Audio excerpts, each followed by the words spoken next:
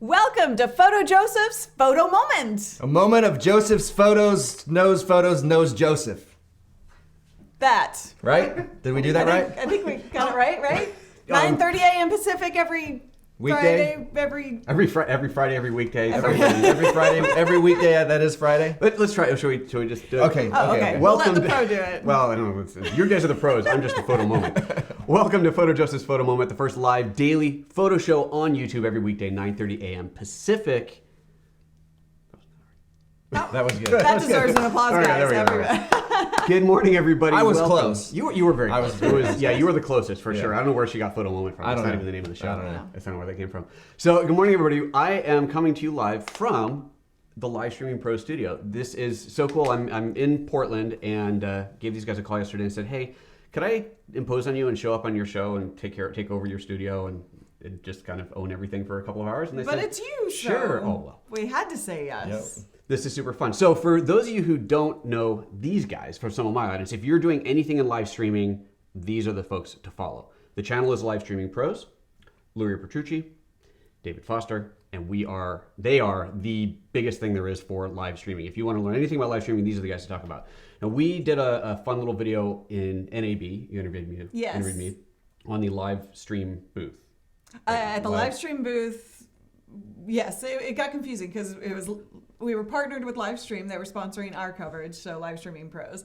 And technically speaking, we're actually on David's Geeks Life set. So, yeah. This is very meta. It's very meta. Right. Live Streaming Pros set is technically over there. Oh, right. Okay. And my set is the only one that was big enough to really house 3 people, so now Yep. we're over here. Because this is usually Very like one confusing. person here. Yes, right. So it's kind of, we're kind of But tight. we're cozy. We're cozy here. So this is the Geeks Life set, but yeah, that's... Got it. But it all works. Technicalities. Yeah, it works. So one of the things, because obviously my show is about photography and video and the camera side of things, to do live streaming, you kind of need a camera or two. Mm-hmm. Yeah. So I thought this would be a fun opportunity to talk about the cameras that are in use here, because they're doing something completely different than what I do, and just see where the conversation evolves from there. There's no real necessity to stick to that one simple topic. No plan. Love No it. plan. No plan is the best kind. And the chat room is flying by here. So let me just take a quick little look at the chat room. See who's here this morning. Good morning, Travis. Good morning, Adrian, Marvin, Bart. Everybody's here this morning. All the usual suspects. Fabulous to see you guys in here. As always, if you want to comment, if you want us to see your comment, make sure you type @PhotoJoseph. That way it shows up red on my screen. And as always, if you really, really want to make sure I see the comment, hit that little super chat button down there, that little $sign, throw something in the tin. That helps to support the show and definitely gets my attention. I will say that. I don't have any cash. You don't. We should get a little tin, like drop a nickel in. Ding! Oh, and someone dropped a nickel. Soundboard. This is great. People are asking where we are, Oregon or Maine. This is a secret location somewhere in the Pacific Northwest, Portland vicinity. Yes. Otherwise, it's a bit under. It's kind of like a speakeasy. He had to do a secret knock to get in. The Chihuahua barked 3 times. We knew that was a safe Yep. person. It was the right bark. Yes. Exactly. Yes. She knows which bark to give us to let people in. So. And then I walked in and Google Home greeted me as well. Yes. That's true. Yeah, for some reason, Google Home liked his voice and was trying to help him with the Wi-Fi situation. So. No, if it had actually offered me the Wi-Fi password and I walked in, that would have been impressive. Oh, hello, Yes. Joseph, the Wi-Fi password is. Now that is a feature. Yeah. You should talk about that on Yeah, Geeks Live. so hey, Google, welcome our guest. And then they're like, okay, hello, welcome. The coffee is in the cupboard. Your Wi-Fi password is. That would be great for Airbnbs. Yeah, definitely. A little creepy. Wow. I know, right? Yeah, I was staying in an Airbnb here, and I don't know if it walked in and the house started talking to me, it might be a little creepy. I would be like, that's awesome! Yeah. Hi, I'm your house assistant. Did you ever see that movie with James Franco, the Why Him or something like that? Where they've got that assistant that's always on. I haven't seen it. I saw the trailer. It's actually, that part is pretty funny. The assistant that's always on, like it's like they'll do something. The assistant will be like, "Did you really want to do that?" You know, it's like, "Can you see me?" No, I promise, I cannot see you. It feels like you're watching me. I promise I cannot see you. Be careful, that knife is sharp. Yeah, yeah, exactly. Okay, so Harold is saying, I'm excited to hear about cameras, and we've totally not talked about cameras. Not yet.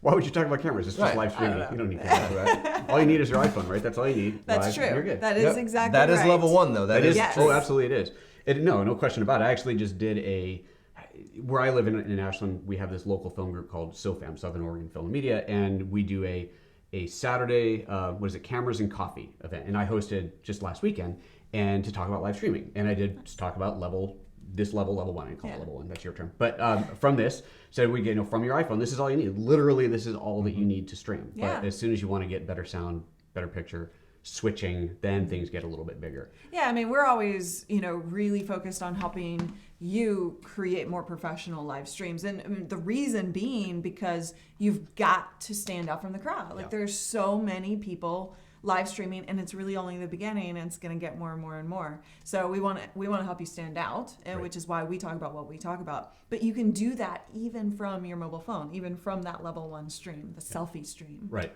absolutely. And the quality can certainly be there. I mean, these cameras are pretty amazing. Right. At the end of the day, they're really amazing. They If you are. put some good lighting on, hook up a microphone, it is phenomenal what you can do from that. Yeah, you Well, I was just watching like specs for the iPhone 8.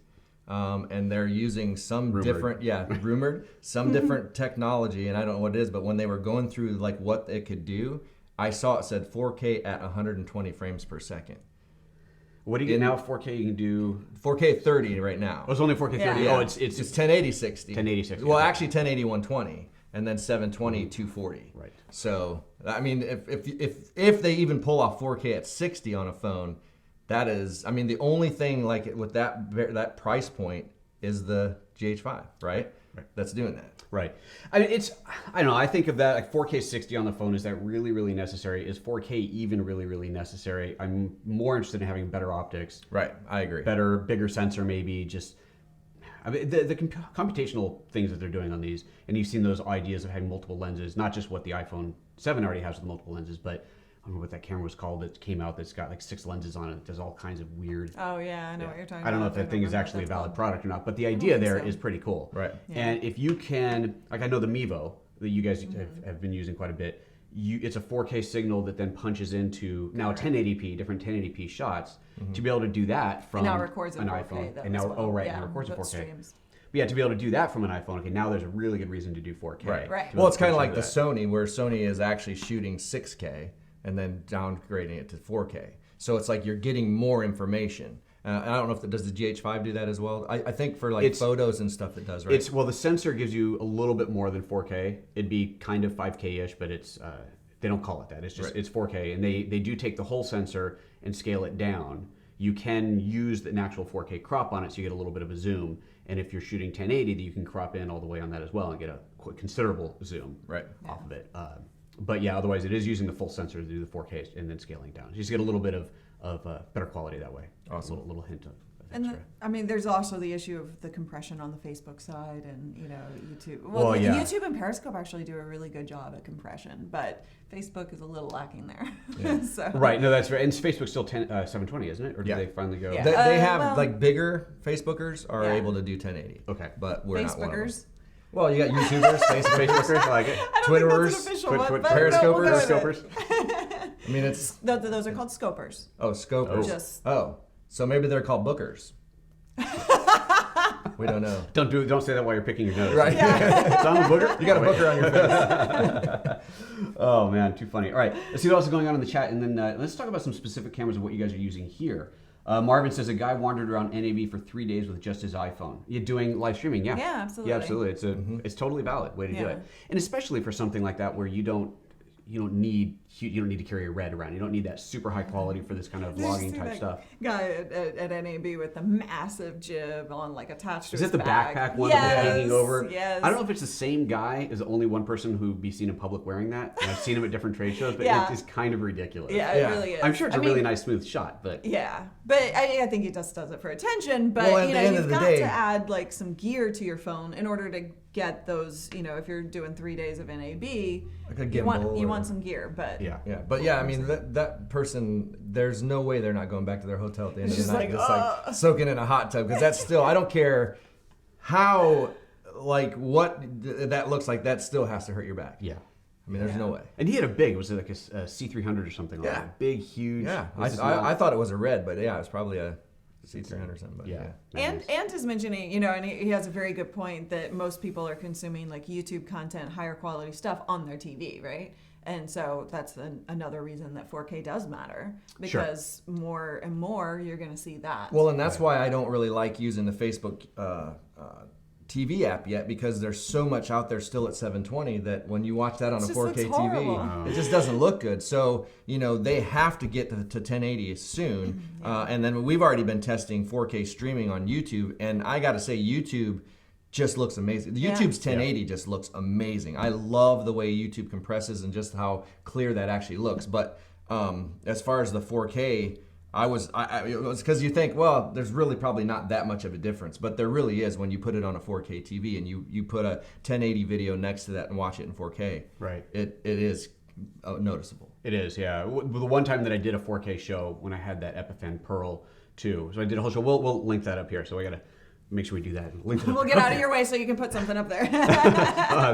I used that Pearl-2 box, which did the 4K streaming natively, and that was a really, really cool box, and the quality of that was amazing. And everybody was watching was going, wow, this looks really good. And that was through YouTube, but all the encoding's happening on that box. It was impressive.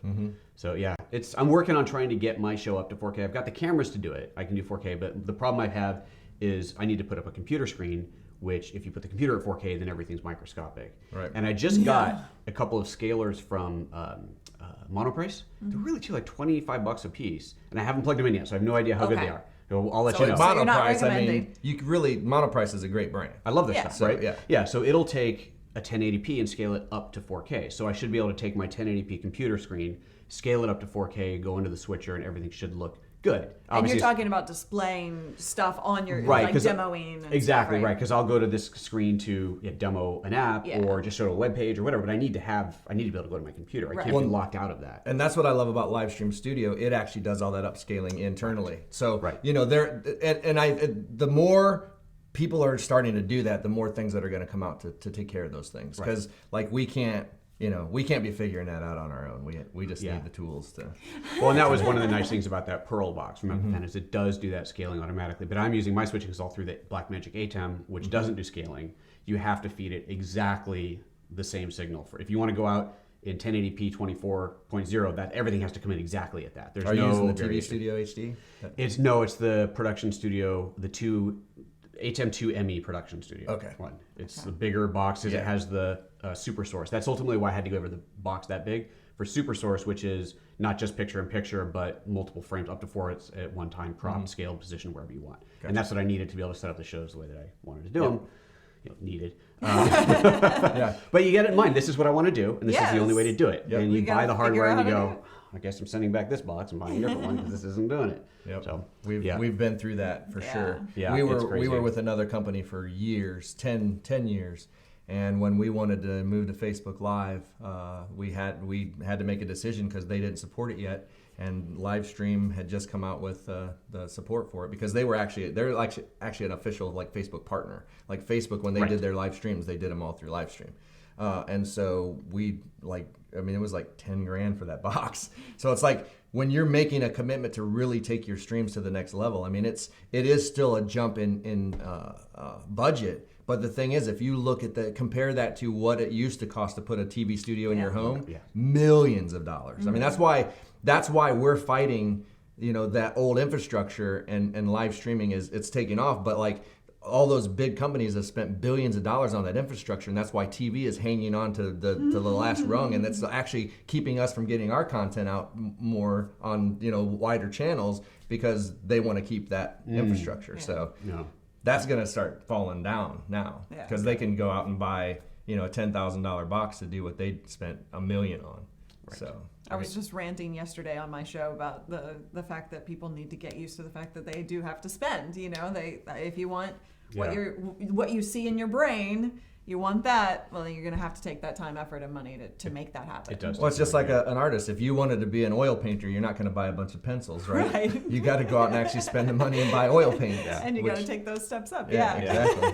But I think it's also worth pointing out that it doesn't have to be about the gear. It is still ultimately about the content. Right. And that's what's most important. Absolutely. It's just like as a photographer, people say, oh, I could take that picture if I owned that camera. If I owned that big Canon, that big Sony, that big Hasselblad camera, then I could shoot like that. No.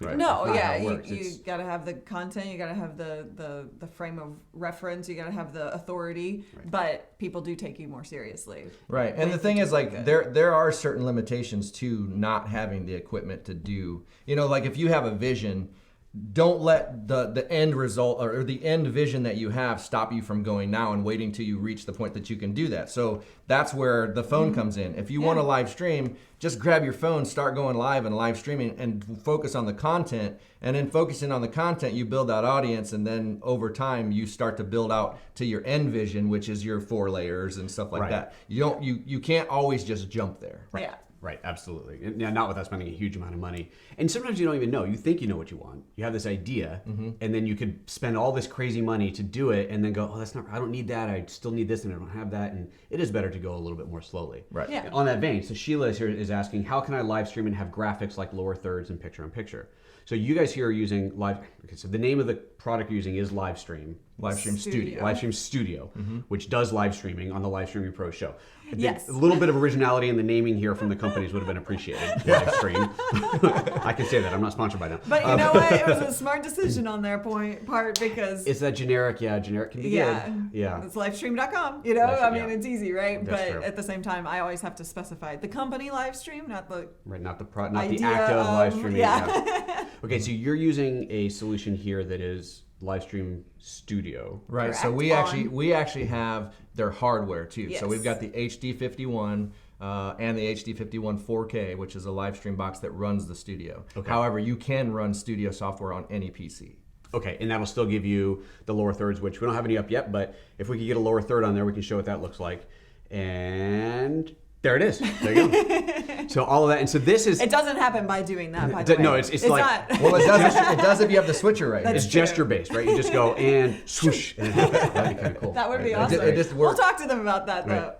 So that's happening because there is a producer in another room Yes. who is actively running your switching. Yes. Right. However, we do set our clients up to be able to run it remotely from their computer or from a control system that they can have at their desk. So they can self-produce. Yes. Which is what I'm doing on my show.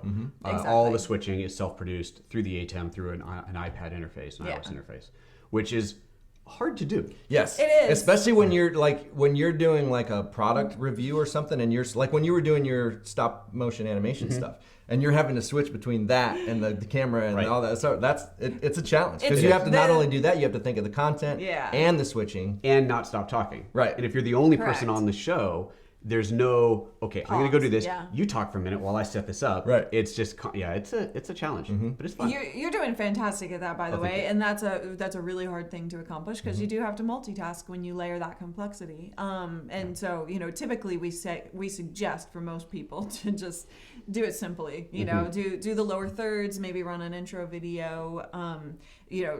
Kind of have it bounce back and forth between things that you can do and then talk. That way you're not trying to really like do everything all at once. right? Because I would be like blah blah blah blah blah blah blah.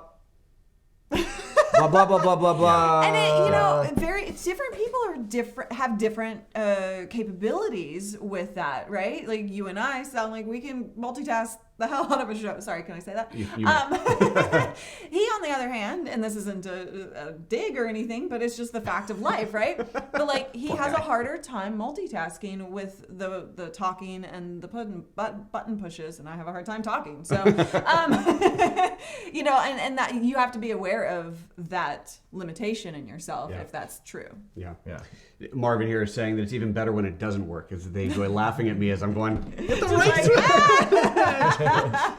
Yeah, and That's it does looking at happen. live video, right? Well, it does, and I have you've got a confidence monitor there, and I have one at my desk here. But even though I'm trying to look at the camera when I'm talking, right? That's the goal, not be looking at my monitor here because they're not exactly the same place. Right. And it is easy to make a switch that you're sure you would switch to the right thing, and then you go do something, and you glance back and go, oh, for God's sake, it's on the wrong camera. Sorry, guys. Let's do that again so you can actually see what I was just showing you. And it does happen, but that's live when you're self-producing. Exactly. Yeah, but the easier way, easier for us on camera is to have somebody else doing all that switching in the back, which is what you guys have here. Yeah. And a lot of people have this hang up about getting somebody to help. Excuse me, I just got something in my contact.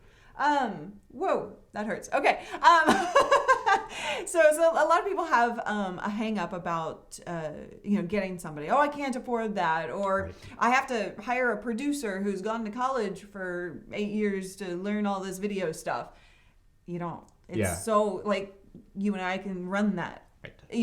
It's it's not that difficult of a thing. So I would just encourage people to like take away that hang up. You know, it's something that one of our clients, actually her 14-year-old son is running her show. Nice. So there you go. That's cool. Yeah. And also there is a real benefit to being able to do the switching yourself. Now, I have my assistant Ryan who is monitoring the stream when we do it, and he does a little bit. He doesn't do a switching on it, but at the very end of the show, he switches up to. We have this thing it's called the Foursquare that comes up for how on YouTube the last 20 seconds you can have the end screens if a few things pop up. So we run into a graphic, crossfade into that graphic with music, and that plays for 20 seconds and then cut the feed. So the live people just see that, but then afterwards he goes in and he adds in whatever other shows, subscribe, those kind of things that you want to put in there. So there's that in place, and that's the only thing that's happening outside of my switching. But on my end of it, if I had to rely on somebody else switching, I would, especially if I'm kind of randomly going, okay, let's go to here, let's go to here, let's go to here. Unless the show is really, really planned out, it'd be very hard for someone else to follow my train of thought, and they don't know where I'm about to go next. Or if I want to switch off of this camera for just a moment, I might be looking through the camera, having the audience look through the camera at the Lego things there. And then I go, oh, I want to say something. And I want to switch back for 5 seconds and look at the camera and say something real quick and just don't forget about this, and then go back to it and switch back. And if someone else is trying to follow that, they'd be going, I don't know where to go. It'd be insane. I mean, you have to have a chemistry, or not chemistry necessarily, but you have to have practice together to understand how each other works, for sure. But usually in that sense, the producer follows you. You can run a show 2 different ways when you have a producer. One, the producer tells you what to do. By flipping the cameras, you have tally lights, you can see, where you're supposed to go. Okay. Right? But then the opposite end is the producer follows you and you're controlling the show. And when you look up at that camera, he's seeing that in the preview as opposed to what the stream is seeing. Right. And he's like, okay, switch to that, right? So there are 2 different methods of doing that. Mm-hmm. Yeah, for sure. Cool. All right, we haven't gotten to talk about cameras yet. I know, I'm sorry.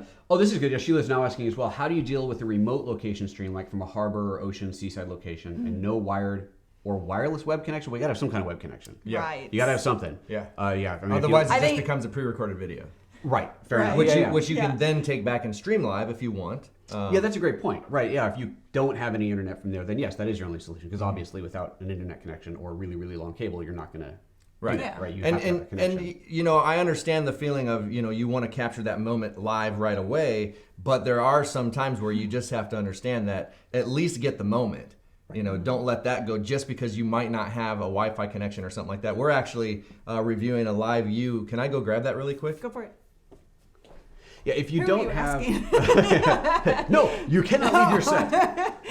Wow, you're hard. If there's a thing that you want to show that doesn't happen at that time, like I do a 9:30 a.m. show, right? So unless I'm somewhere on another part of the world, I can't show sunset live. Right. Right? It's not possible. So, but if I really wanted to show, here's what sunset in Portland looks like, well, I'm going to kind of have to shoot it ahead of time and roll it in, and that's fine. There's nothing wrong with that. There's nothing wrong with inserting pre-recorded content into a live show. As long as the audience knows that's what you're doing, and hey, let's cut to this thing that I shot yesterday, or whatever it might be. Yeah, exactly. Yeah. Well, and there are units like this available. So this is goes off of a bonded network, which means this is a Verizon LTE card and this is an AT&T card. So I plug both of these in, and then I can set up a live stream on their website to go to YouTube or Facebook or wherever, and then I just click a button on here and I go live, and I'm going off of 2 signals. So if Verizon is stronger in that area, it jumps to Verizon and just goes back and forth to give me the cleanest stream. So it's not bonding the 2. It is bonding. It is bonding. Yes. Okay. So it's pulling both, okay, but it's always going to pull the most from the stronger signal, obviously. So that this kind of thing does exist if you are, and this is what your newscasters and stuff like that will do when they're out on the street doing news stories and all that stuff. So. And I look for more stuff like this to come out. And look at this. This used to be a backpack size. Mm-hmm. Right. Okay, well, here, I'm going to grab something now. Show and tell. It's show and tell time. See, I knew there was a reason I brought my bag down here. This is a single channel version of that, right? But this is the Teradek VidiU with a single, this is a, $50 little USB modem. Pop whatever chip you want in there. So I've got a T-Mobile chip in here. Pop that in. Now, I don't have the bonded dual ones. Right. But from this, I can go to anything. I can go straight to YouTube, straight to Facebook, straight to Ustream, whatever. I can configure that. So this one, though, it's going to the ULive or LiveU system? Well, you can send it anywhere RTMP. Yeah, you can do YouTube, Facebook, whatever. Yep. Okay. Any RTMP, or you can connect to the API on their website. So I connected to YouTube, and also I can actually simulcast to different places too through. Okay, and then you don't have to have the bandwidth to simulcast. That happens on their end. Yes. That's cool. Right. Yeah. Right. That's very useful. So to answer House of Tingles, this is the LiveU Solo, and then that's the Teradek VidiU. I always have a hard time saying that. VidiU Pro, like video, but VidiU. Yes. VidiU Pro. Yeah. I just want to call it a VidiU. VidiU. That works too. And just shout out to these guys too. I know a lot of you watching know that I had real issues with mine. Turns out the Wi-Fi antennas were completely screwed up on it for some reason. So they replaced the unit.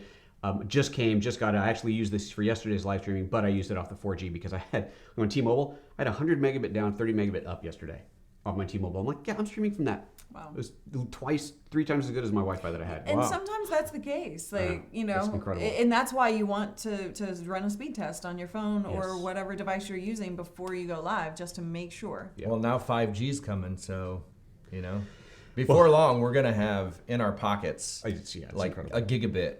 Right. So I haven't tested the... oh, look, we have a friend. Hi, Chihuahua. I haven't tested the Wi-Fi on this yet, so I don't know. But presumably that's going to work. Okay, so how much is this box then? I believe those are around $1,400. I'm just going off memory. More than this. Yeah. That's $1,000. Okay. But that's just the box. You know what I mean? You got to have service as well. Well, sure, same here. So, you still got to add the service. Still got to add those. Okay. And then is there a subscription fee through the LiveU, or I would assume that I don't know yet because it's a review unit, so I haven't got to that yet. Okay. I would assume there is though. Okay. I wonder what the difference is in the encoding hardware. Is this going to give a better quality? If it's twice the size of this, there's got to be some other advantages. So I've been putting out about between 5 and 6 megabit per second on there. So it was the thing that I noticed when I first started this up is it takes a long time for the stream to get to good quality. Oh, interesting. So it like sits there and it's like 2 megs. 3, really, then 5, and then it clears up. That I didn't like because you're live. I mean, you can't like say, okay, let's not actually go live until this reaches 5 megabits per second. Right. You're just live. That's weird. Yeah. Now that is one of the things. I'm wondering if that's something that we need to look into because that doesn't seem right to me. Right. No, it doesn't to me either.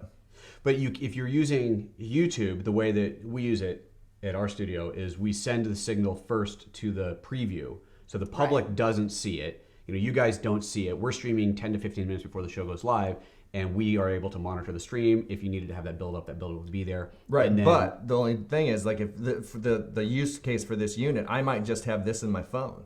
I can't get to that preview on my phone. You know what I'm saying? Like, I would have to have a laptop that also had service in order to do that. So you actually can do it from your iPad. You probably could from the phone as well through the Chrome browser. Yeah. Oh, going through the browser. Yeah. I didn't think about that. Yeah, it does. I mean, the phone would be. I'm sure you can since you can do it on the iPad, but it would be a little small. Yeah. But technically, it is possible. It's not ideal. Right. But it is possible. Now, this box does give you the option. If I'm going to YouTube and I hit live, it asks, do you go live or do you want to go preview? So I can go preview, and then from this box, I can say, okay, go live. That's so cool. I don't actually have to use the phone interface at all or web browser interface at all, which is pretty cool. I would imagine it does the same thing because that's just part of the YouTube API. Yeah, you would think. But like I said, I've only played with it a couple times. Yeah, so. Cool. It's incredible. And like you said, the fact that this fits in your pocket, it's $1,400, $1,000. Stuff used to cost an incredible arm and a leg. It really did. When I had the backpack version of this, it was a whole lot more. Now the one thing that I like too, so this has SDI, so I can use input. Yeah. Wow. Okay. Which is nice because then I can use any of our studio cameras and just like the XA25 is what I was using. I like that because HDMI, as you know, if you pull it a little hard, it can pop out. Yeah. Do they make things that lock HDMI in? For generic stuff like this, no. Although there's companies that make Tether Tools makes something called the Jerk Stopper, I think. That it's made for cameras, and it's got a little a tight clamp that clamps onto the cable and a little string that you would attach to the shoulder strap on the camera, so that if you pull on the cable, you're pulling on that string instead of on the cable itself. Gotcha. Nice. The GH5, of course, now has that whole HDMI locking thing built into it, which is super cool. And other than that, if you're just plugging in anywhere else, then no, not really. So yeah, you do have to be careful. The SDI's got a lock on it. Yeah, and that's why we're moving away from HDMI in the studio, because when you've got wires all over the place, sometimes you'll be reaching for something, you'll pop one out, and then you go live, and all of a sudden you're missing a camera. So. SDI locks and SDI can run much longer cable lengths. Yeah. For a lot less money. Yeah, a lot less money. Yeah. I mean, we have a studio where I have to run 50-foot HDMI, and I had to do the high, not the high speed, the fiber. And it's $150 for a 50-foot cable for fiber HDMI. Yeah. That's crazy. So, yeah. That's no good. Okay, my chat room is saying, get on with it. We want to hear about the gear. So my gear addiction is twitching. That's Bart Johnson saying that. So, all right, so let's talk about gear. Let's talk about the cameras you're actually using here, because I walked in and went, what the heck are you guys using in here? Yeah. So you got a camera and you can switch to that, right? All right, Philip, I'm going to switch to the PTZ. Got to get out of the way. So that right there is a PTZ Optics PTZ, and that is like the main camera. So go back to the main shot. Okay. I was gonna do a. Sorry, get in the shot. I was gonna do a little so people can see the size, because it's a little hard to see. Oh, there you go. Switch to it so you can see hand wise. This is not a big camera. Yeah. No, not a big camera at all. And that is taking this shot right here, and this is 1080. It's an HD camera. They are potentially going to be coming out with a 4K model this year, because we're wanting to 4K stream from this studio like exclusively, eventually. And then we're also over on the side here. If we move out of the way, we're using what's called a PTZ Optics box camera, and that's an $800 camera. And it just zooms, so it's got the exact same lens as the other camera, the main camera, and this is the shot that's coming from that camera right now. Right there. There we go. That's that one. Okay. Yep, that's cool. that one. So we're trying. The thing that I really like is like things are getting so much smaller, and the quality is getting better. Right. Okay, so you said there's an 800 for this guy. Yep. And it's got SDI. Yep. And what is the focal length on the lens? I don't know. Okay, but you've got a wide shot here. Go. Are you on it now? So that's that. There we go. Is that as wide as it goes? Yes. Okay, and then how far does it zoom in? It goes in pretty far. It goes in 20 times, just like this one. So. And that's an optical zoom, 20x. Yep. But you can't control that one remotely. No. Okay. Well, with the remote control, I believe. Is it going in? It's going. It is. Yeah, it's going. It's in. It's okay. You can pull out now. Thanks. And it's they are slightly different. Images, image quality. Well, I wanted to ask about the color. So if you've got that camera there, how can you color balance it to match? Assuming you don't have identical, right? It's easy if you've got 5 of the exact same camera model. Right. It's like, okay, color matching is easy. But when you're switching from camera A to B, you don't want the colors to look different, because then it just looks amateurish and stupid. Right. Yeah. So how can you calibrate or color?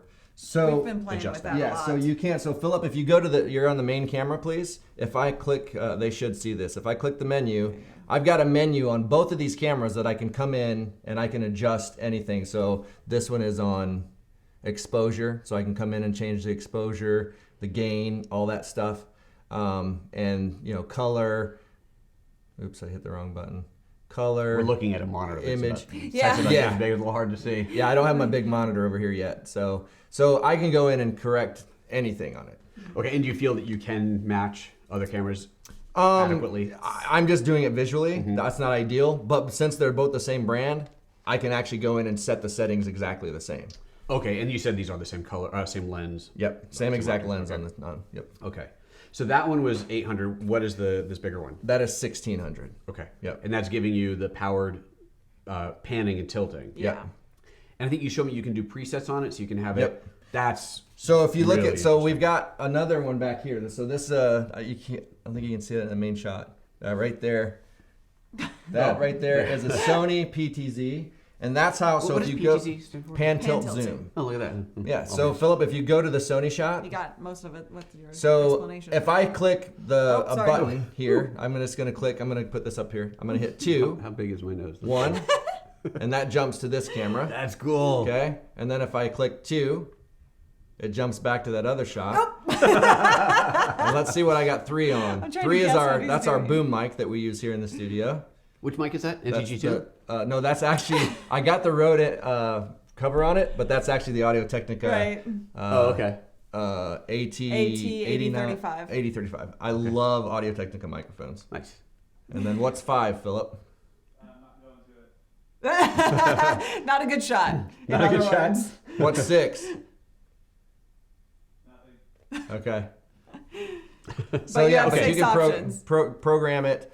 And actually, if you have something like vMix or Wirecast or something that supports these PTZ cameras, which most of them are these days, you can actually set all of these presets. You could set 500 presets if you wanted and have them as cameras angles. Okay, wow. So you could, switch to each one, and it's going to automatically move that camera where you're doing it. So what you would do is while you're live and you're doing your shot where you're talking, you're already moving to your next shot to get ready by the time you switch to it. Mm-hmm. So that goes in your preview, and then you're able to switch. And I can do like a close up on this product. Right. So what I've been doing, Philip, if you go to the Sony, is I'll actually be able to set up a shot. So if I was doing a little review of this Teradek here, I would move this, and it moves slow when it's zoomed in. So bear with me here. But all PTZs do. Yeah, when they're zoomed in, it's slow. So I would bring it down to the product, which I'm going the wrong way. The wrong way. That's always nice. Yeah, there you go, moonwalk. Okay, so there's the product. So now I can zoom in. Okay, so I'm fully zoomed. So now, just if I was showing this off, I could say, it has a Wi-Fi or it has a Ethernet cord and stuff like that. That's pretty zoomed in and a pretty nice shot for a product. But it's not something that I'm going to use. I got my main shot to do, like I get a close-up or whatever, but then just show the back. It's just really quick, go to the back and, Mm-hmm. So just another vantage point. Right. And then I can set that as a preset so that I have That's one the that's a coolest little bit close, a little bit wide. Like I was doing reviews or unboxings the other day, and I had one box that was as big as this table, so I set one shot for that, then I set one for the smaller one. So the thing you got to be careful when you do those types of things is not moving it all around, because you got which to I keep have your a frame in tendency to do. mind. Right, Yeah. right. if I'm holding something, I'm like this, and Totally. they're always like, hold it still. I can't. Yeah, when I'm doing close-up stuff like that, I have my second camera is a GH4 that's on a tripod with a fluid head, and it's sitting right over the table, so I can reach over and grab it and tilt it as needed, but it's Nice. obviously very manual. And Right. clearly, ideally, you're not doing that. This is a killer system to be able to do that. Mm-hmm. Now so that what you said, 1400? 1600 for that guy, and that's the same as this with the remote. You can program in all the... Yep, you Yeah. get this Same kind of remote. remote. And then they have awesome apps that you can download on their website, so you could do all this with an iPad. Okay. So you can actually go in and set all your presets with an iPad, your iPhone, whatever. That's nice. Yeah, which I just haven't got to yet because we literally just got this camera. Okay. This Is it end a unboxing. shipping product, or is this a pre-review? It's a shipping. It's a shipping product. Yep, Okay. Yep. All right. Very interesting. Yeah, and it comes in gray and white. So they all come in gray and white. I obviously had to go with the white because obviously I like white. There you like go. I'm seriously trying to stop myself from stealing this. Oh, it's a funny story how I got this thing. So I was at NAB with my unit that was not behaving properly, and had been in touch with their tech support, and they said, "Look, I'll be at NAB. Just bring the unit to me. I'll run some diagnostics there. We'll see what's going on." So we're playing with it, and he goes, "What you need is one of these." He pulls this out of his pocket. He goes, "You really need to get one of these." I go, "Well, that's great, but I'm going live tomorrow morning. I can't get one of these on Amazon in time." He goes, "Well, this is my personal one. I'll sell it to you." Oh wow, I bought it from him on the show floor. Nice. that's awesome. Thank you very much. So that's very handy. So and it's been great. I love it. That's great. Really, really handy for that. Yeah. Okay, so that you can bring. No, you said it's compatible with Wirecast and other software. solutions. vMix. There's a bunch of most streaming softwares will support PTZ. Livestream does not yet. Okay. Now, do you know if you can control it through an ATEM, through the Blackmagic ATEM? I wouldn't see why you couldn't, because it's. I mean, if you just use the iPad, then you could just set it up that way, and because you're already. Right, I'm thinking because the way that I do all my switching is through macros, right? I've programmed in this shot with this lower third or whatever animation, whatever it's all programmed into macros. So things like to be able to program in a zoom and pan tilt zoom position as a macro as part of the A10 macro, not having to go to their software, having two different software. Yeah, no, totally. Because so with vMix, I could actually plug in a Xbox controller and program it to make that pan tilt zoom. So you do it with macros. Okay. But do you have NDI input? Like, can you bring in NDI sources yet? I don't know. I don't know what that is. NDI is the new network device interface. So you can it's like a way that you run it through like Ethernet. Huh, okay. You can connect it through the network so that there's low latency, almost no latency. Interesting. I don't know. That doesn't sound like something I've come across. It's a lot of softwares and hardwares are adding in that capability right now. But it's fairly new. A year old. Yeah, probably not then, because the Blackmagic box it's been out for a couple of years. Okay. I'm using, so probably doesn't have it. Okay. Cool. All right, so that's Martin and Ryan in your chat room are like, gears are turning. He's about to make some changes. Oh. Expensive changes. They're gonna make the changes. It's scary when Joseph gets ideas in his head. I know. It's like I just got everything working. Now I'm going to change it all again, right? Okay, so that's obviously a very good solution. What kind of things do you recommend to your clients? And obviously this is new, so this might be something you'll be recommending in the future. But prior to this idea, what type of things are you recommending for live streaming as far as the camera goes? So as far as the camera, we have he's about to bring over the black. Which is what? The Blackmagic Ultra HD, the studio this camera. is what I'm planning to add into my studio, into the shooting space. So you guys have all seen that before. I've been out there a few times. You've seen that I now have lighting for it. The next step is to get one of these cameras out there so that we can do shows seamlessly. I can walk out from the broadcast studio out into the main shooting studio. So if I want to do a shooting demo, a lighting demo, or something like that, it's all in place and ready to go. So that's what this thing is. Yeah, so this is the Blackmagic studio camera. So let's get a nice shot of Joseph here. Too close, pull back. So this is, I love this camera because this is actually UHD. So this is Ultra HD. So I can shoot 4K 60. I mean, it's a pretty intense camera. And you can put, it has micro 4/3 sensor on it, but I've got a Metabones here adapting to a Canon, well, a Sigma, but Canon mount. Yep. Canon mount.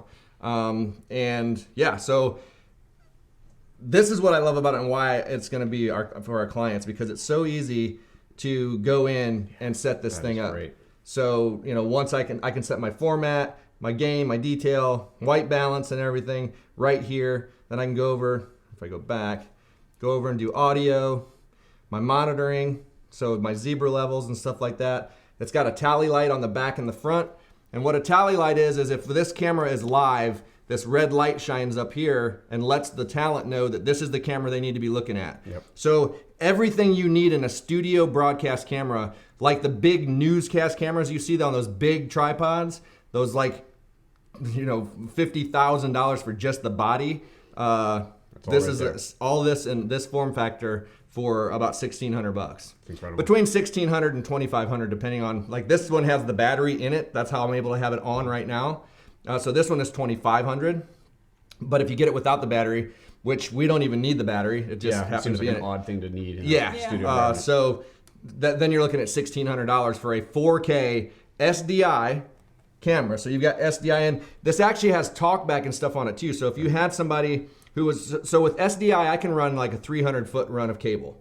And I could have somebody on the other end with a talkback unit, and they can have an earpiece in, and I can say, hey, I'm going to come to you in like 5 minutes. And they hear that through this camera, and then they know when to switch to this camera. And so you can communicate through it. It also sends the tally light signal. So you're sending data and everything through SDI. And then you also have your XLR mic inputs right here, which is really nice. So you can run audio through this. And that's generally what we do. We run our audio through SDI. Now in this studio, because the PTZs don't have that as an option because they don't have mics in them, we're running it through a mixer over here instead. But when this is on set, audio and everything all goes right through this camera. So for my setup, I run all my audio through a mixer regardless, even though I do have the baby version of this without the monitor attached, because there's no reason to run it through there. It just runs in, separate mixer runs into there. It works out great. So it's funny, people are saying this looks like it's like an iPad on a GH4. Yeah. World's biggest micro four thirds camera. And it's great to have this. This huge screen is incredible. And Ryan, this is what you will be looking at. You'd be looking at me on this screen while you're controlling the camera, and I'm screwing around in the studio. So you'll be happy when we get that. That'll make it a lot more fun and easy to to do it. Having that huge screen there is obviously great for the person running the camera, the operator, to be able to see very clearly. Yeah, and focus that's the thing. peaking, I know that's the on there as frustrating well. thing about the camera that you have and that one over The there. focus peaking is also very valuable. And it has a headphone jack and you know, 1/4-inch mic if you wanted to put that in there as well. Cool. But the cool thing too is like it has, so you can mount this anywhere. Yeah, see, it's got more 1/4-20 holes on this thing than anything I've ever seen. They're everywhere. So, I mean, and then you got a speaker at the bottom too. So, I mean, it's a very nice, so we got one of these to test, and now it's going to be our main camera in all of our builds because we build studios for people. Right. And because of the, like, when you're setting up, say, a Canon XA25, you're looking through this little monitor and you're trying to focus on them and all this other stuff. It's a challenge. Yeah. But when you've got this big screen, I mean, it's like having a monitor right there, a bigger monitor. You're able to get your focus dialed in really easy and all those stuff. So I just find that it's a lot easier to use in that aspect. All right, now let's take it down a level. This is awesome, and relatively speaking, compared to what it would cost to do this on a broadcast side, it's a freaking bargain. But if you're just starting out on this is still a lot more money than most people are going to be willing to spend. So if you're recommending a camera for a client that's a budget studio, we're not going 4K, we're just doing 1080p, one, maybe two cameras, where are you looking at? You're looking at something like that. Sony, you just... No, this is $2,500. Oh, that's $2,500, okay. Yeah, hold on, I'll show you which one I do. More show and tell. More show and tell. Well, that's why we're here. We're going to show and tell, see what else is going on in here. Let's see. Bart says, don't go messing up the sexy of the sumo. I don't really know what that means. That's Trevor talking to Bart.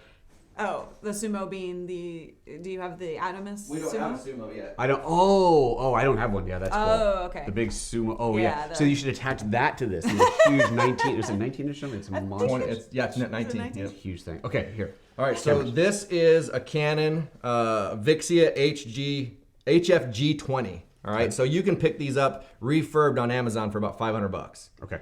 Okay, and it's going to be micro HDN. So, or is it mini? I got to look. It's HDMI. Yeah, it's HDMI.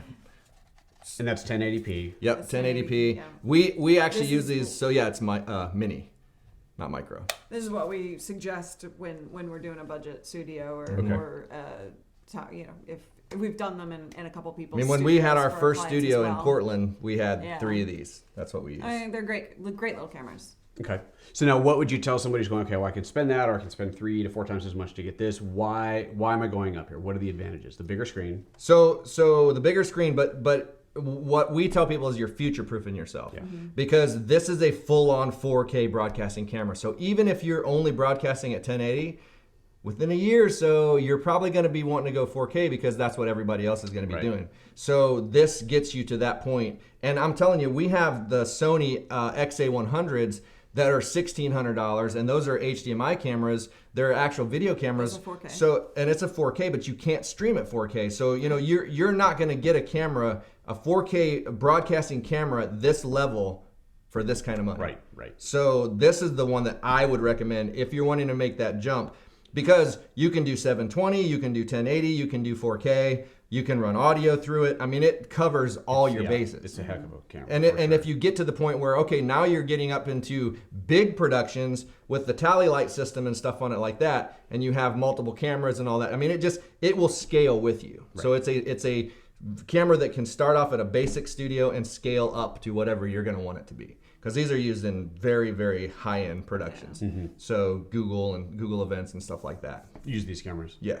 Nice. Yeah. But, you know, the space, like you said, is moving really, really fast. But like we were talking about before, you know, if you can't go there yet, or if you're not comfortable with it, or you're not sure if this is something you're going to be doing for forever, then, you know, start off with something. Okay, well, let's start off even easier. I already have a camera, right? I've got a Canon, I've got a Nikon, I got a whatever. I got all these, I have cameras, right? So I want to go live from my DSLR or DSLM camera. Obviously, you can on some of them, and some you can't really get good things out of the HDMI.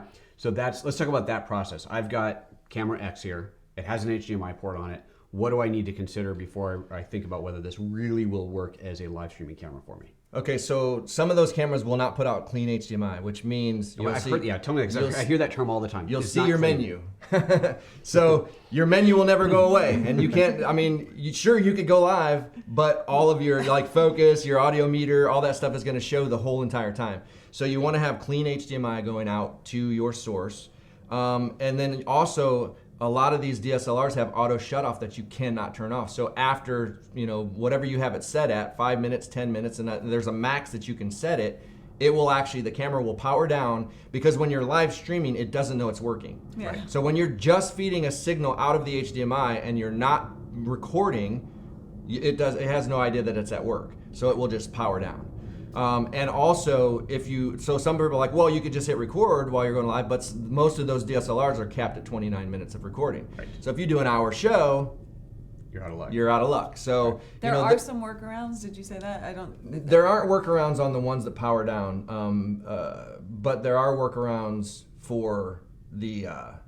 What was the other thing I said? The mirror. The mirror at the 29.97 limit. 29 limit.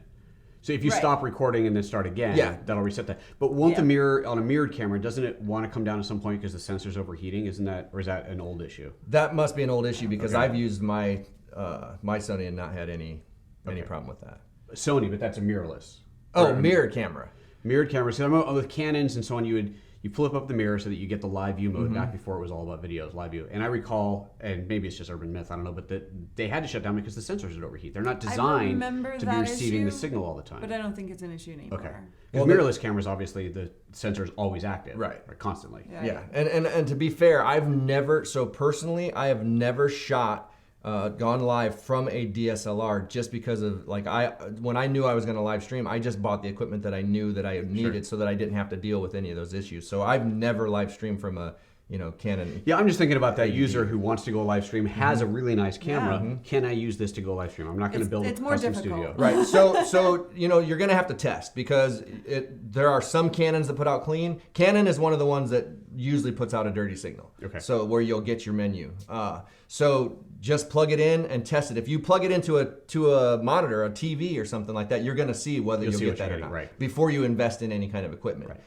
And then if you do have a camera that will do it, but it only will go for 10 minutes or whatever, you're just going to have to be cognizant of that and figure out a way to hit record and stop and record and stop and record, or something to keep that going. Unless you only plan to do like a 15-20 minute show, then you're fine. So you just time your show to fit that. Your camera. So if you've got a mirrorless camera, though, one that we don't have to worry about the mirror. So you've got a Lumix, you've got an Olympus, a Sony that's mirrorless. This is no longer a problem. Right. HDMI out being clean, is that, obviously I know on the Lumix cameras you can turn the menus on or off, so it can be clean or dirty, I guess, as you would describe it. I'm assuming you can do the same on the Sonys and the Olympus. Do you know of any that you can't do that on, any mirrorless cameras? Not mirrorless. Now, well, yes, actually I do. The M6 Canon that just came out, M5, those you cannot. Okay. Yeah, those are dirty. Okay. So if you've got a modern Lumix, modern Olympus, modern Sony, you should be able to turn that camera on, plug in HDMI, get a clean signal out, and then you can feed it directly into a box like this if it's just a one camera shoot, or plug it into a computer and use something like Wirecast to do your encoding and streaming, or OBS, which is free. Right. So then what would you tell a client as far as getting that signal? I got HDMI out of a camera. It's got to connect to the computer. The computer doesn't have HDMI in. What box are you recommending for people to bring in that signal?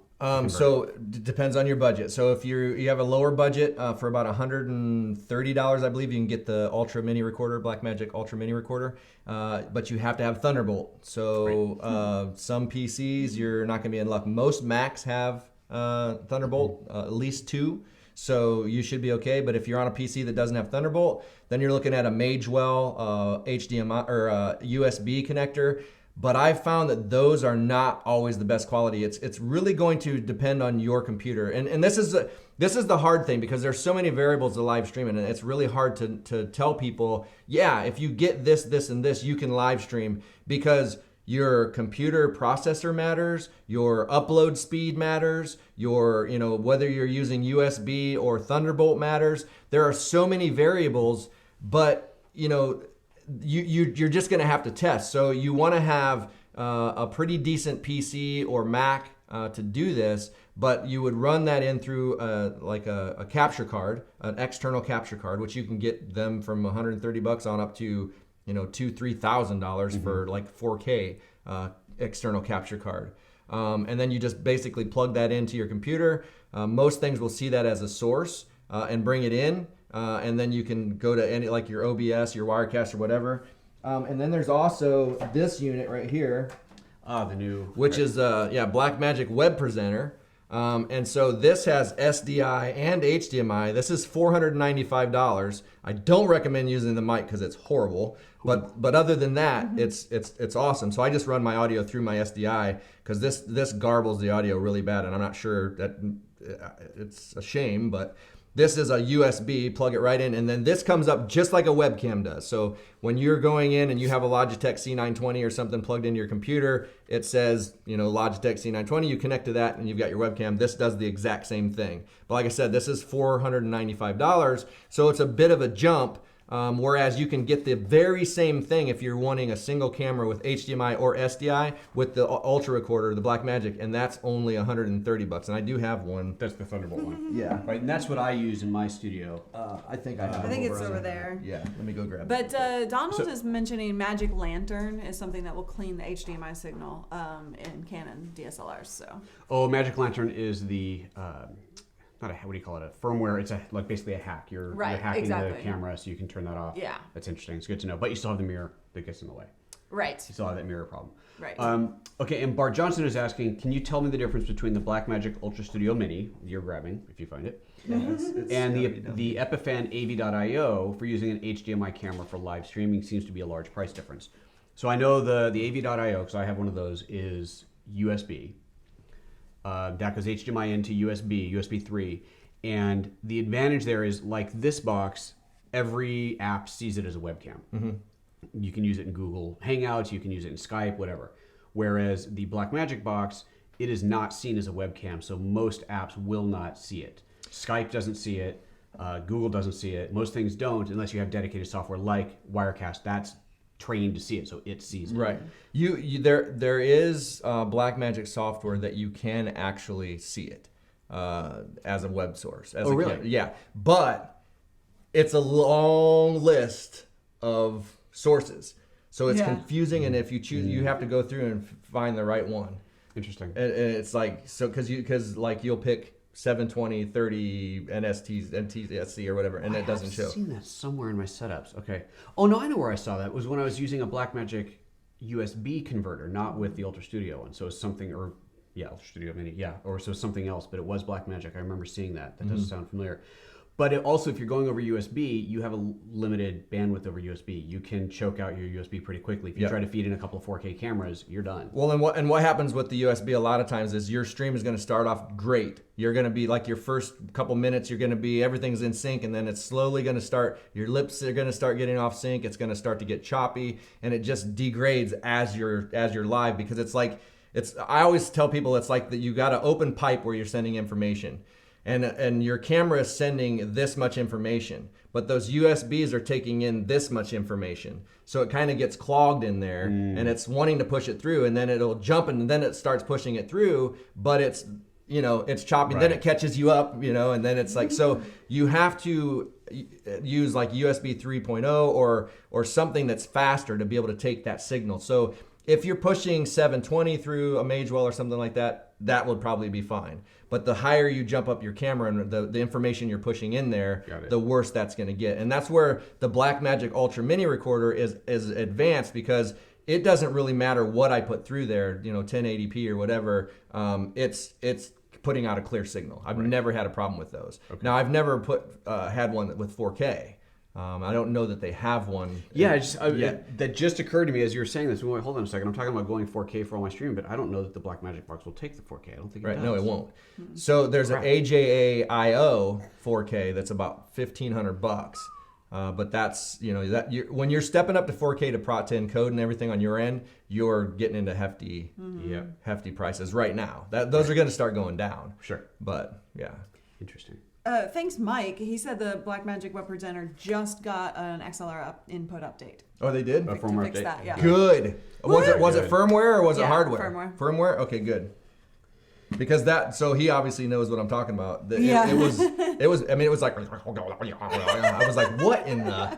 Well, that's, as much as I love Blackmagic, that is one of their things, that you tend to release things a little bit early. Yeah. But to be fair, so what I always tell people, like when I did apps, you never know how you can test it in-house all you want, but until you have the marketplace like doing what they do with it, like all the weird scenarios, you don't really know. But I would do limited, like they go full production out. They do, yeah. Well, and plugging in an audio source into the XLR and having it be garbled, you think you'd pick it up and test early testing? Yeah, you would think. You would think. But maybe they're all like us. They run it through SDI, and they're just like, just put it on there. We don't need to Right. Yeah, you kind of feel like Blackmagic, that your early adopters are actually beta testers. And That's really, if you're an early adopter, you're a beta tester. We have a friend who's like solely Blackmagic with everything, and like his whole setup is just the Blackmagic recorders, and I'm talking like huge events, and it's just like all Blackmagic. So we know that they make great products, and we've tested them. They're great products. This camera is a great product, but they have a tendency to push stuff out before it's. You're talking about Alex, aren't you? Yes. Yeah. Alex Lindsay's a huge Blackmagic fan. For that. But one of the things about it, you talk about how he has everything Blackmagic. That is partially, I feel, by design by Blackmagic. Their stuff works with their stuff, and it may not work with other stuff. And so I've found this in my studio. I have a lot of Blackmagic gear. A lot of it's because I had to buy their recorder because the Atomos Ninja that I was using to record, which I used for production shooting in the field, but then, hey, I need a recorder in the studio, so let's just bring it in here. But it wasn't always working right. It wasn't capturing. I thought it was a problem with the Atomos. I went back and forth with their tech support. I shipped it to them. They ran a whole bunch of tests. They couldn't figure out a problem. They shipped me a brand new one, plug it in, exact same problem. I talked to Blackmagic. They're like, well, we don't test with that. Well, how you could fix that is you could actually run an HDMI out from your monitor source into the Ninja. So instead of trying to come out of the switcher, come out of your monitor. Do you know what I'm saying? Oh, right. Out of the, I forget what it's called, but so that you're getting your source, and then you could record there. Right. And that would be your dirty channel too. So it would have your lower thirds and all that, right? Too. Do you run? The lower thirds are run through the switcher anyway, so that would all. The program has all that. Yeah, we do all of that in hardware. Yeah. So that would be one way you could get that to work. In theory. Yeah, it's always in theory. Everything's in theory. I'm like a mad scientist when I'm down here sometimes because I'm like connecting cameros to this and that, and they're always like, "Did you move stuff? We go live in 5 minutes." I'm like, I don't care. Yeah.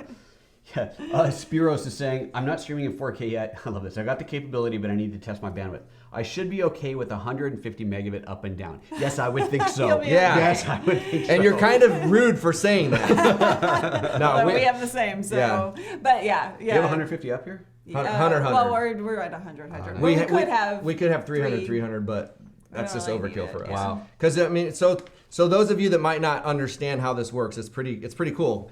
So if you Facebook takes 4 megabits per second, Periscope takes 2, and YouTube will take 6 when you're just doing regular streaming. So if you add that up, what is that? 4, 2, and 6. 12. Okay. Yes. Yeah. 12. Wow. You're throwing an off number. You're trying to get a message across. It's okay. 13.7. I think that was the number. Okay. So if you forgot audio, so it actually that is true. Yeah. So if you're doing 12, right? I'm pushing 12 megabits per second to all of those places. You need at least that up, right? So you would need at least 15 upload speed to cover that. Now when I'm pushing out 4K, it's 26 megabits per second we're pushing out. So if I'm doing that plus Facebook plus that other stuff, I'm looking at 30, 35 that I have to have. And that's if nobody else is doing anything in the house. Well, actually, we have dedicated down here. So that's why we go with 100, because I'll never get to that point. But, that's how you have to think about it. You can limit Facebook to 2. You can drop, YouTube to 4 to compensate. But then when you start doing that, it affects the quality. And when you say if no one else is in the house doing that, it's not just the house. If you're in your house, then you're in a residential area and you are on shared bandwidth with the entire neighborhood. Right. So it's not, it's yeah, not so just don't your use house. Comcast. Ooh. You're not sponsored by them, are you? No. Okay, good. So you just talked about going to Facebook and YouTube and Periscope at the same time. Mm-hmm. I'm glad you brought that up because I wanted to talk about that. I had almost forgotten. I have my experience with Facebook, and I've talked about this on my show before. One of the reasons I don't do Facebook, the reasons I don't do Facebook is 720p and no monetization. Mm-hmm. I understand both of these are changing, but fine. But then you're told when you read the terms of service that you cannot stream to Facebook and to somewhere else simultaneously. That's against the terms of service, which means, well, if they find me, I'm going to get shut down, and that would be bad for my brand. But then you tell me you're doing it, and you tell me there is a legal workaround for this, and I am very interested to hear this. Yes, because Facebook limits that through their API. So for instance, if I'm using the Facebook API, I cannot also use the YouTube API, the Periscope API. So and this is not a technical limitation. This is Facebook has deemed you can't do that. Yes. Correct. Facebook has deemed you cannot do that. However, the workaround is, and the legal workaround is, you can go through. So what we generally do is go through the RTMP, custom RTMP through all of them. However, I could go custom RTMP to Facebook, and then API to YouTube, API to Periscope. Or I can do API to Facebook, RTMP to YouTube, RTMP to Periscope. So as long as you're not using two APIs, you're fine. And I don't know if that, and I don't know the reasoning behind that, but that's just what it is. And that's why if you try to use Wirecast, if you try to set up Facebook and all that, it tells you cannot do that. However, it will not do that if you use Facebook through custom RTMP, because that's allowed. And and it is allowed. This isn't just a hack that happens to No. work. It is a total Right, you're This not. is I mean, how we've been you do doing it. this for 2 years, and they've not said it. And my page is verified, so I mean, like, you know, they pay attention to what you're doing. Right. The reason on the API side of things that they don't allow that is because they have a lot of stuff that they have inside their API that partners will one day be able to, you know, take advantage of, and then, you know, they want to control that. So that's the But that simple still answer to that. But that still doesn't. That doesn't. So because Why just you because can't I'm do it, just connecting because to you do- right. yeah, because my YouTube API Right. doesn't affect my Facebook API at all. They're not even communicating. Right. You know what I'm Right. saying? So I don't understand the thinking there, but I do know that Facebook has brought in people because they're not good at the API stuff. So they've actually hired people from other companies recently to improve the way their API communicates, because it's not good. And also the video experience on Facebook is not nearly as good as it is on YouTube. It's getting better all the time, and they're putting more effort into it. But like the fact that you're still only 720, you know, and I actually uploaded a 4K video to YouTube just to test, and it actually showed 20. I mean, it showed that number. So they're moving fast, but you know, they're kind of slow moving compared to YouTube. Right. So. Okay. Makes sense. And just anybody who's watching is going, okay, API, RTMP, that's a lot of acronyms. I don't know what the heck you're talking about. The API is basically, this means that you connect with your device, let's say your VidiU or Wirecast or whatever, and it says connect to Facebook, and you see a Facebook interface, you see the shows that you have pre-scheduled, you see them by the list and the name, you choose the name of the show, and you go live, and that's it. RTMP, you get two addresses. You get a key and a streaming address that are a bunch of numbers and just like a web URL, and you have to copy and paste those into a generic RTMP streaming configuration. An encoder. And it's super easy to do. It's just copy and paste, but it is easier with the API. So I just use log in and go. You log in and it's there, right? So for every one of these shows, I create the show in advance. So I'll go into my YouTube interface and I create the show scheduled for tomorrow morning, whatever day at 9:30 a.m. And then even on this tiny little LCD interface here, when I connect to YouTube, I can go through a list, scroll through a list of the shows and go, that's today's show, click, and it connects to that show. I don't have to enter the keys or any of that garbage. So it is super easy. Right. It makes it a lot easier, but it's not hard to copy and paste the RTMP keys. Well, and the challenge is with Facebook, so the reason we generally use the Facebook API and then RTMP to others is because the RTMP information changes with every Facebook video. Whereas YouTube with the Stream Now and Periscope, it stays exactly the same. So it's different for you because you're scheduling events, right? Yeah. We just stream now. Okay. So in the Stream Now section on YouTube, you can actually tick a box now and schedule it for the next time you're going live. And then that way our credentials never change. Oh, cool. So once we have YouTube and Periscope set up, we don't have to worry about that. Then doing the Facebook API, we don't have to worry about that either. Because then when we schedule a stream, scheduling we can. Scheduling we have, if you're scheduling it, you have to go in and do the RTMP. Right. But if you're just going live when you go live, you can go through the API. So you're streaming out to all these Periscope, YouTube, and Facebook. Other than the obvious, it's great to get it out to as many places as possible, bring in the audience.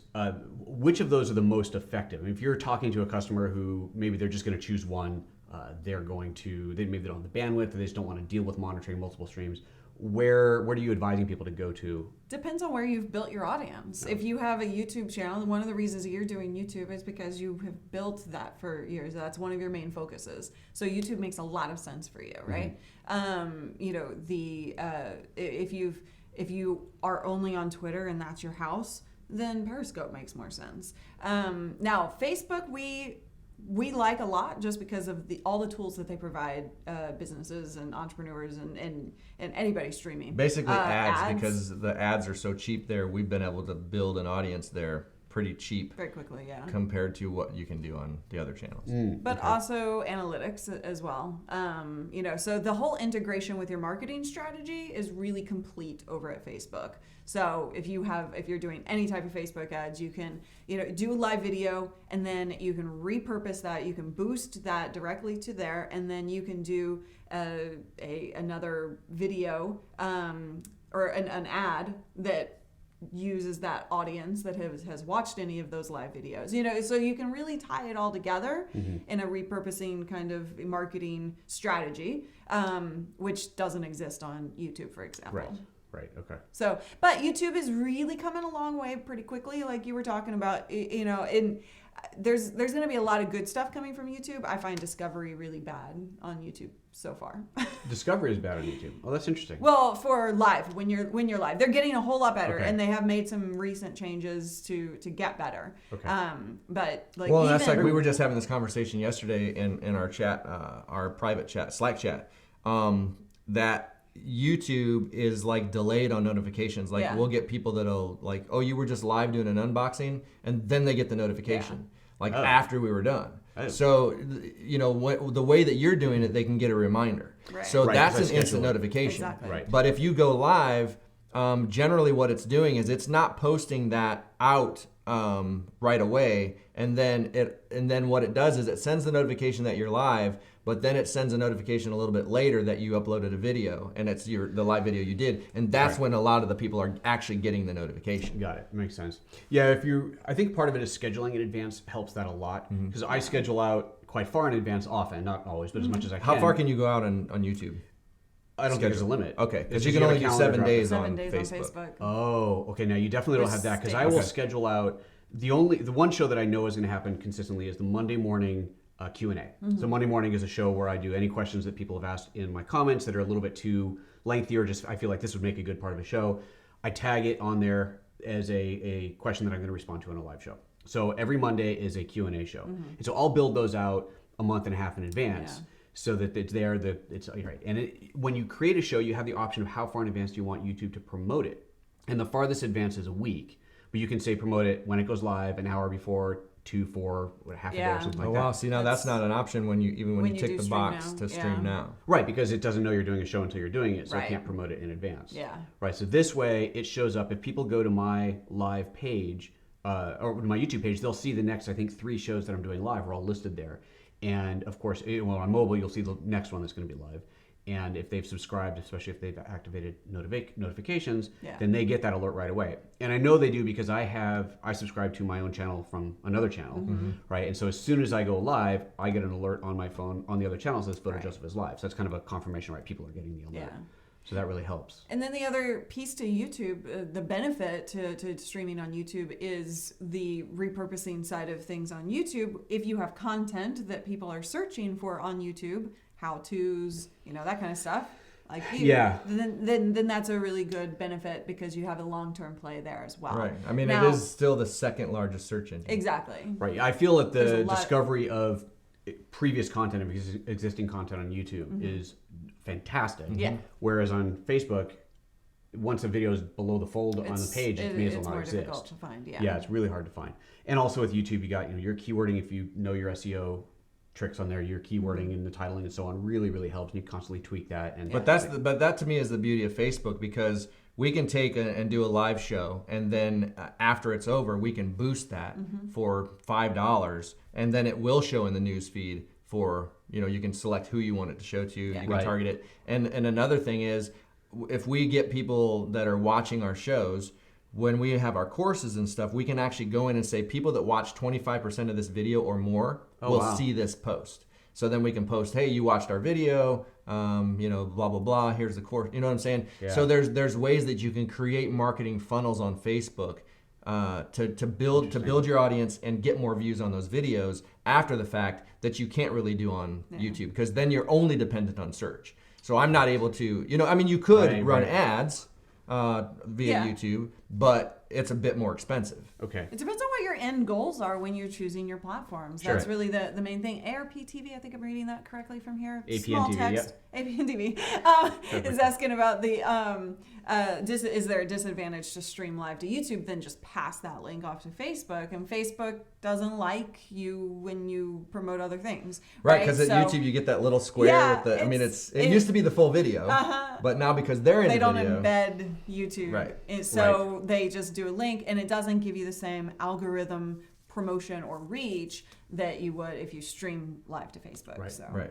Well, knowing now that you can legally go to both, I think I'm going to start doing that, start pushing it to Facebook. And I may not monitor that chat, because monitoring 2 chats simultaneously can get. I mean, I see you're monitoring. What we tell people though, we always tell people though, all of our clients, if you can't monitor don't be. Really? No. Yeah, because the thing is, so I always equate it to walking into a store to buy jeans, and you walk in there and there's nobody there, and you're talking, hey, I'm here to buy something, I'm here to talk to you, and there's nobody there. That's a bad experience for them, because then they feel like you're not really there. Right. So, and it's not that hard, to bring up 2 side by side and just pay attention to both, so that you're acknowledging that audience, because it is a different audience. Right. And so if you're ignoring them, that's not going to grow. You know what I'm saying? And it not only won't grow, but if you do it once or twice, the people there who have tried to talk to you and you haven't responded because you're obviously paying attention to a different chat, they will never come back to your live. They may still watch your recorded videos, right? But live, no, you've lost them. Interesting. Yeah. People's time to commit to you, to chat, everybody chatting here, thank you. But that's an investment for them, absolutely. right? So you got to be paying attention In their most to precious commodity. time. Yeah. Yeah. Okay. Very good to know. Right on. Well, this has been tons of fun. How long have we been doing this? Ooh, this has been a long show. Excellent. Well, sometimes it just goes. I love the ones that you just don't know, like you're going and it's like, Yeah, oh wow, it's been 3 hours already. hour and 16. Woo, boy. That's awesome. Well, thank you, everybody. If you have any last questions, get them in there quick, because we are going to wrap things up here. It's definitely been one of the longest productions ever.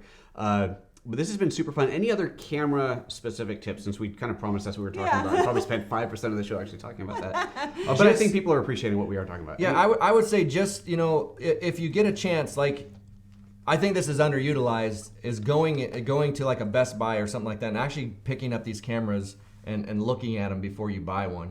Like a lot of people, you'll buy on Amazon or something like that and not really know what you're getting. Do your due diligence and do your research before you invest in any kind of camera, depending on what you're trying to do. So if you're a photographer, like for instance, I did a lot of research on a vlogging camera recently because I wanted to do vlogs, and I was like just neck and neck with the GH5 and the Sony a6500. And the only reason, being a single shooter, that I went with the a6500 was the autofocus thing. But I did a ton of research. I watched video after video after video. So think of your long-term goal and what it is you're wanting to accomplish, whether that's live streaming, photography, or whatever, and do your due diligence and research that camera to make sure it's going to do what you want it to do before you spend that money. Yeah. Because a lot of times you'll spend that money, you'll get it thinking, this is going to be the best camera ever. Oh, what? It doesn't do this? You know what I mean? It puts out a dirty HDMI signal. Now I can't use it to live stream. I was going to use it for both. Right. Because a lot of us do use our cameras for multiple things. Of course. We use it for photography, we use it for recorded video, and we use it for live. So just do your research. That's all I'm going to say. And then, also based on your budget. A lot of times, if you're just getting started, don't go with the DSLR or a Sony a6500 or something like that if you're going to just get into live streaming, because of the issues that can go with that. Get an actual video camera, one that's made for video, because that is so much easier if you're just getting started to set up to stream, because you literally just plug it in and it's going to go through there, and you don't have to get in and mess with all these crazy settings, because most of them come in auto, they're ready to go. So I opt, if it was a new person, for a video camera, not a DSLR or one type of camera we didn't talk about was the Mevo. Oh, right. Yeah. I don't know if you have one handy, but as another option for going. Where's the Mevo? That one you handed me is back over there. There's another great option for going live for cheap. I mean, relatively speaking, it's quite inexpensive, and it is kind of all-encompassing, all-in-one. So this is the one that shoots 4K. Here we go. Here's one coming up. Shoots 4K, and then you punch in to get different. Right. It's got a 4K Sony 4K sensor on it. It's all black, so it's hard to see. So yeah, this is a 4K sensor on here, and it'll stream out at 1080, full 1080. and it actually will record at 4K. So there's a little SD card slot back here that you can put in a card. And then this has got an hour battery life on it with just the base that comes with it, which is right here. Yeah. So you charge that. And then how does this actually get online? So there's an app you can do with your iPhone or an iPad. You connect to the app and get it all connected and up and ready to go, and then you just hit Facebook and swipe it right, and boom, you're going live. Or you can actually set this button so that you hit that and it'll spin red, and then boom, it's live. I don't think you said this, but it's Wi-Fi only for just this piece. It's a Wi-Fi, so you're using the cellular connection in your phone. You can use your cellular, okay, or you can use your Wi-Fi. Right. Yeah, okay. That's what you would want to do unless you have bad Wi-Fi signal. Okay. Yeah. And so this is the boost, this part right here. You put this on, you got 10 hours of battery life with this. If you're streaming for that long? Yeah. Yeah. If you're streaming. But it's also like, here we've gone over an hour unknowingly, right? Yeah. So a 1 hour to a 10-hour jump is kind of like, well, I don't need 10 hours. You can plug this into the wall, though. You don't have to run on battery. Right. Only correct. if you have the boost. No, you can plug this in. Oh, I'm sorry. The top. Sorry. The top part. Yeah. You can plug it in via just a regular micro USB. Okay. And the boost. And then the boost also has Ethernet and I want to say USB. Yeah, I know it has a USB port. And I remember because I was talking to them to the live stream. Who makes this thing? Livestream. So I was talking to the guys at Livestream about this, and I was asking about audio input because there's a microphone on here, but obviously it's not going to be that great. Right. So how good can it be? So if I want to hook up an external mic, they said, okay, you need the boost. It's got USB. You can use a USB audio adapter that's like $5 on Amazon. Plug that in, and then you've got a proper audio input. Right. Yeah. Or you can actually use your iPhone and run an audio source into that, and then in the app you just pick that you want the audio to come from your iPhone or your iPad. Yeah. Mm-hmm. And so then it pulls it in, and it's synced right up too. So so you could do like a Rode mic into your iPhone, stick this in your pocket, you're clipped up, streaming. Wow, that's kind of cool. Yeah. So then you have a wireless. If you had, like, if the three of us wanted to go each on a lab if with you got an something iPhone, like whatever's going through that iPhone. If it's going into one phone, but you couldn't connect 3 phones wireless audio sources. No, okay, no. But the Samsung Go Mobile. I just saw your video on that. I bookmarked it because I want to watch this. Yeah, I think it has the right connections to be able to do that. It's not out yet. Okay. So we'll get it in for review as soon as it is. But you do have a video on this from NAB, right? Yes, from NAB, yeah. Okay, we'll link to that here. We'll have to find it. We'll link to that here. But yeah, you guys did an interview. I bookmarked it because I wanted to watch that. But that'll give you 2 mics. So for an interview. Then you plug it in there and you're good to go. Interesting. Yeah, so I mean, and like with the USB, you could use like a Behringer mixer, USB mixer or whatever, and pull in however many. Right. But then you're wired. Right now you got a bigger setup, so you may as well be going with a bigger thing. Yeah, I'm interested in this for a mobile live streaming solution, like I'm doing here. Well, not this today, but yesterday I set up in my Airbnb. I set up the GH5 with this, which was great. But to be able to do it on there would be a little bit easier, a little quicker setup.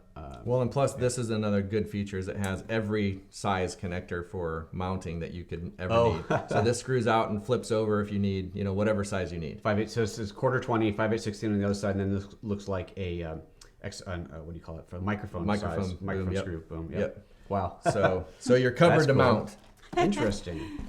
That is really. And what does this setup run? So this setup is $650. I believe that's a special price.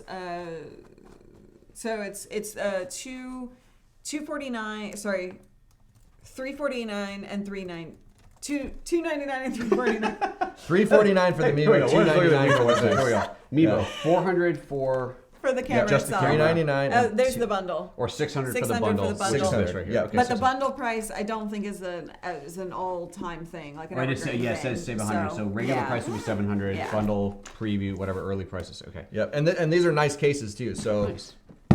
Yeah. Nice and solid. I like the bundle for that reason. I mean, you can throw it around. Yeah. Don't it's not. do that.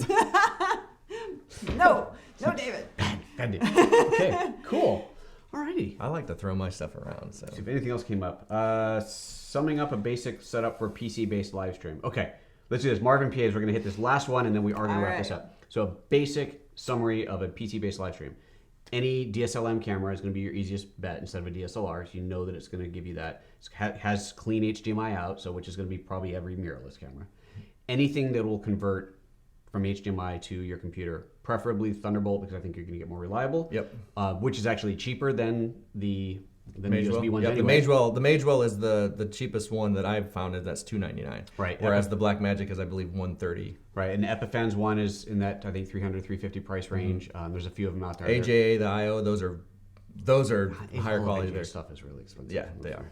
Great quality, but yeah. Okay, so the camera, HDMI into a converter, into your laptop. On your laptop, you can use OBS, you can use Wirecast. OBS and that's is for free. one camera setup. Yeah, it's one camera setup. But you could, over USB, you could bring in multiple cameras with multiple boxes, but you got to be careful you're not exceeding your bandwidth. Right. Test. Right, but your machine too. Like you only have so much CPU Yep. and all that stuff. So you really have to. I always tell people try to get whatever computer you can afford. Jump up one more. Yeah. Because you want to future-proof it, and you need like 16 gigabits of RAM. You want to have at least a Core i7 processor. I mean, and the thing is, it depends too, because there are some live streaming softwares that are graphic card heavy and some that are not. Like Livestream Studio does not rely on the graphics card at all, so we don't need a big graphics card. Whereas vMix is completely graphics card. Interesting. And so you have to have a really good graphics card. Do you know what Wirecast does? Wirecast, I don't. I believe they would be more on the graphics card side. Yeah, I don't know. I know that when you're running Wirecast, there's a CPU meter that's up there. Right. And as it gets towards 65, 70%, it starts changing color, Yep. orange. And the reason why I think it's more graphics card heavy is because if you have all of your previews down there, your CPU is higher, but if you shut those off, you can actually shut them off so there's no motion in them or they don't show at all, your CPU will actually drop. So that tells me that it's graphics heavy. Good. Okay. Well, for basic streaming setup, that's all you need. It really is. It's simple. You don't have to have a lot of stuff. And other than that, and don't forget, you've always got this right here. All right, there's You've that. got no excuses to not go live with this in your hand. Yep. Absolutely. Yeah, other than the HDMI to USB or Thunderbolt converter, you probably already have everything you need. Because everybody's got the computer. If you got a camera, you've got cables. Right. Download the app, and again, OBS can be free. So. But again, if you're using a computer that may not do the job correctly, don't try and push it beyond what your computer can handle. So start with just the camera and maybe a lower third, and that's it. Yeah. Don't try and do the 4 layers that you do. You right? can ruin your computer. Yeah. I mean, you can burn up your computer, and then you're, if you don't have a warranty or something on it, then, you know what I mean? You can't take a computer in every week and be like, I burned it up again. I was trying to live stream to Facebook.